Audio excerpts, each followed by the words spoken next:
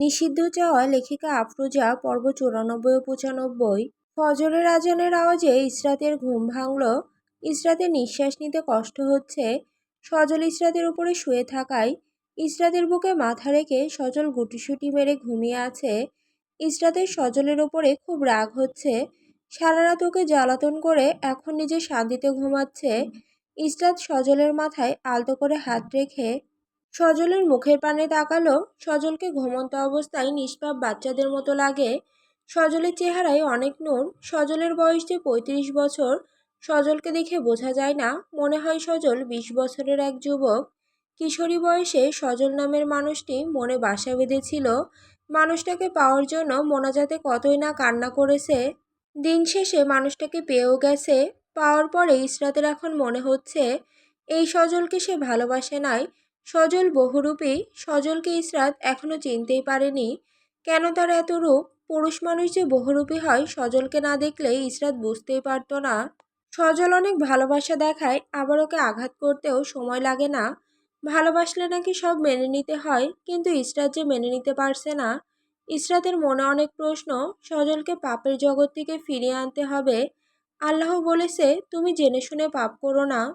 তোমার সামনে যে পাপ করবে তাকেও পাপ করতে দিও না, তাকে বাধা দাও, তাকে বোঝাও। তখনও যদি সে পাপের জগৎ থেকে নিজেকে না সরিয়ে আনে, তখন তুমি নিজের হাতে তলোয়ার উঠিয়ে নাও, পৃথিবী থেকে পাপকে ধ্বংস করে দাও। ইসরাতের শ্বাস ভারী হয়ে আসছে। সজলের বিরুদ্ধে ইসরাত কিভাবে দাঁড়াবে? সজল আচমকা ইসরাতের ওষ্ঠ আঁকড়ে ধরল। ইসরাত ভয়ে কেঁপে উঠল। সজলকে বাধা দেওয়ার চেষ্টা করছে। সজল ইসরাতকে ছেড়ে দিয়ে বলল, কি ভাবতেছিলে এত সময়? সে কখন থেকে দেখছি অন্যমনস্ক হয়ে আছো। ইসরাত, এরকম কেউ করে? ভয় পেয়েছি তো। সজল, আমাকে তো আমি ভয় পাই চন্দ্রমুখী। কখন যে তোমাকে আমার ভালোবাসা দিয়ে মেরে ফেলি। ইসরাত, মেরে ফেলুন। সজল, চন্দ্রমুখী, আমাকে তোমার ভয় লাগে না? তুমি আগেই ভালো ছিলে। যা বলতাম তা শুনতা, কোনো প্রশ্ন করতা না। এখন তুমি আমার বিরোধী পার্টির মতো হয়ে গিয়েছো। আমি যা বলি তুমি তার উল্টো করো। তুমি কি তোমার স্বামীর বিপক্ষে যুদ্ধের ঘোষণা দিতে যাচ্ছ চন্দ্রমুখী? ইসরাত, আপনি বহুরূপী, আপনাকে আমি এখনো চিনতে পারিনি। সজল বাঁকা হাসি দিয়ে, বহুরূপী আমি নই চন্দ্রমুখী। আমাকে বোঝার ক্ষমতা তোমার এখনো হয়ে ওঠেনি। আমাকে পুরোপুরি বুঝতেও যেও না। ইসরাত, আপনাকে আমি পুরোপুরি বুঝতে চাই। আপনি আমার স্বামী, পৃথিবীতে না আসা আমার সন্তানের বাবা। আপনাকে পুরোপুরি বোঝার অধিকার আমার আছে। সজল, আমি এক পাপিষ্ঠ পুরুষ, তুমি কি আমার পাপকে গ্রহণ করে নিতে পারবে? ইসরাত তীক্ষ্ণ দৃষ্টি দিয়ে সজলের দিকে তাকিয়ে বলল, আপনাকে মেনে নিয়েছি, আপনার কোনো পাপ কাজকে আমি মেনে নিব না। সজল, বিয়ের আগে তো তোমাকে আমি বলেছিলাম আমি যে পাপী, থাপড়িয়ে গাল ফাটিয়ে দিব আমার বিরুদ্ধে গেলে। তোমাকে সাবধান করে দিচ্ছি, আমার কর্মজীবন নিয়ে কখনো নাক গলাবে না, প্রশ্ন তো করবেই না। এত সাহস কোথা থেকে এসেছে? ইসরাত হেসে উঠে বলল, এই তো আপনার দুই রূপ। আমি তো মিথ্যে কিছু বলিনি। যেই আপনার বিরুদ্ধে কথা বললাম, আপনার মুখের ভাষা চেঞ্জ হয়ে গিয়েছে। সজল ইসরাতের কপালে চুমু দিয়ে বলল, তোমার মতো বউ থাকলে দুশ্মনের প্রয়োজন নেই। আমাকে বেশি জানতে যেও না, নিজের ধ্বংস নিজেই ডেকে আনবে। ইসরাত, যেদিন আপনাকে ভালোবেসেছি সেদিনই আমি ধ্বংস হয়ে গিয়েছি। আমার আর হারানোর কিছু নেই। সজল ইসরাতের উপর থেকে উঠে ঠাস করে থাপ্পড় মেরে দিয়ে বলল, অনেক সাহস বেড়ে গিয়েছে তোর। আমাকে ভালোবেসে তুই ধ্বংস হয়ে গিয়েছিস। জানে মেরে ফেলবো তোকে আমি। তোর পাকনা গজিয়েছে তাই না? তোর পাকনা আমি কেটে ফেলবো। আমি আমাদের সম্পর্কটা যত ভালো করার চেষ্টা করি, তুই তেরা কথা বলে আমার মেজাজ খারাপ করে দিস। ভালোবাসা দিই তা তোর সহ্য হয় না। আর একটা থাপ্পড় মেরে সজল ওয়াশরুমে চলে গেল। সকাল 9টা বাজে। কামসিয়া, মরিয়ম, কাউসার, হুরাইয়া এরা নাস্তা করছে। কামসিয়া, ইসরাত এখনো ওঠেনি। সকাল 9টা বাজে। মেয়েটার মাথায় কোনো জ্ঞান বুদ্ধি বলতে কিছু নেই নাকি? বাড়ির বউদের যে সকাল সকাল উঠতে হয় তা কি জানে না? ভাবি, তুমি আশকারা দিয়ে মাথায় উঠিয়ে ফেলেছ, পরের মাথা থেকে নামাতে পারবে না। হুরাইয়া চৌধুরী, ইহানাও এখনো ওঠেনি, সজলও ওঠেনি, তোর ছেলে হামিদুরও এখনো ওঠেনি। তাদের নিয়ে তোর মাথা ব্যথা নাই? ইসরাতকে নিয়ে কেন তোর মাথা ব্যথা? শোন ছোট, ইহানা সজল যেমন আমার সন্তান, ইসরাতও আমার সন্তান। ওকে কখনো এই বাড়ির বউ মনে করবি না, সবসময় নিজের সন্তানের মতো দেখবি। কামসিয়া, ভাবি, কাল সাপকে যতই দুধ কলা দিয়ে পোষো না কেন, দিন শেষে তোমাকে সবল মারবে, মাথায় রাখিও আমার কথা। আবার চেয়ারম্যান বাড়ির মেয়ে বড় আপার সাথে কি হয়েছিল ভুলে গেছো তুমি? হুরায়া চৌধুরী: ছোট, তোর মুখে এসব কথা মানায় না। ইসরাতকে নিয়ে আর কখনো কোনো কথা বলবি না, তোর চিন্তা করতে হবে না। ইহানা: আম্মা জান, অনেক খিদা লেগেছে। হুরায়া চৌধুরী: তোর জন্য খাবার বেড়ে রেখেছি। কামসিয়া: কিরে ইহানা, আসার পর তো তোকে রুম থেকে বের হতেই দেখি না, রুমে সারাদিন কি করিস? ইহানা: আসসালামু আলাইকুম কাকিমা, পরীক্ষার প্রিপারেশন নিচ্ছিলাম। কামসিয়া: ওয়ালাইকুম আসসালাম। কাউসার, তুই তো ইহানাকে পড়াতে পারিস। মরিয়ম: ইহানা তো একদম সজল ভাইয়ার ফটোকপি হয়েছে, গায়ের রং একদম ধবধবে ফর্সা। দেখো মা, কাউসার ভাইয়ের সাথে বেশ ভালো মানাবে। কামসিয়া: মাশাল্লাহ বল, না হলে নজর লেগে যাবে আমার বৌমার। মরিয়ম: মাশাল্লাহ মাশাল্লাহ।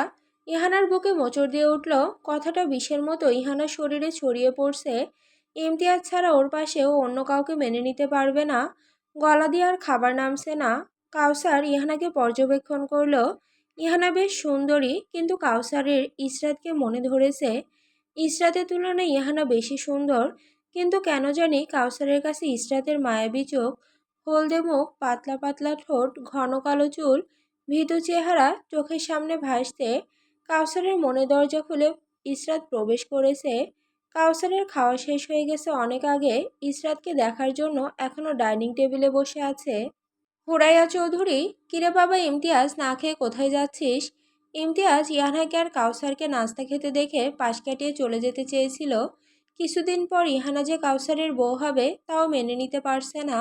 নিজের মনকে বোঝানোর চেষ্টা করছে, কিন্তু মন ওর কথা শুনছে না। ইহানা ভ্যাবলার মতো ইমতিয়াজের দিকে তাকিয়ে আছে। মরিয়মের কেমন জানি ইহানাকে সন্দেহ হলো। খাবার খেতে বসার পর থেকে একবারও কাউসারের দিকে তাকায়নি, কিন্তু ইমতিয়াজের দিকে একদৃষ্টিতে তাকিয়ে আছে, চোখের পলকও ফেলছে না। ইমতিয়াজ: বাহিরে নাস্তা করে নিব আন্টি। হুরাইয়া চৌধুরী: আগে খাবার খেতে বসো, তোমার পছন্দের মুড়িঘণ্ট করেছি। ইমতিয়াজ: আন্টি, আপনার মনে আছে আমার মুড়িঘণ্ট পছন্দ? হুরাইয়া চৌধুরী: ছেলেদের পছন্দের কথা কি মায়েরা কখনো ভুলে যায়? বলে কি পাগল ছেলে। ইমতিয়াজ ভারী নিঃশ্বাস ছাড়ল। মনে প্রশান্তি ছুঁয়ে গেল। হুরাইয়া চৌধুরী ইমতিয়াজকে কখনো বুঝতে দেয়নি যে ও এই ঘরের ছেলে না, সবসময় নিজের ছেলের মতো খেয়াল রেখেছে। সজলের মতো একটা বড় ভাই পেয়েছে, তাদের মনে ইমতিয়াজ কখনো কষ্ট দিতে পারবে না। না হলে তাদের কাছে ইহানাকে ভিক্ষা চাইতো। অভাগার কপালে এরকম একটা পরিবার জুটেছে, সেটাই অনেক বড় ব্যাপার। তাদের মুখের দিকে তাকিয়ে নিজের ভালোবাসাকে কবর দিয়ে ফেলেছে। কাউসারের পাশে খেতে বসলো। সজল সিঁড়ি দিয়ে আগে আগে নামছে, ইসরাত সজলের পেছনে পেছনে আসছে। মরিয়ম সজলকে নামতে দেখে সোজা হয়ে বসলো, কারণ ওর পাশের চেয়ার খালি। মনে মনে খুশি হচ্ছে সজল ওর পাশে বসবে তাই। সজল: ইহানা, মরিয়মের পাশে গিয়ে বস, তোর ভাবি আর আমি বসবো।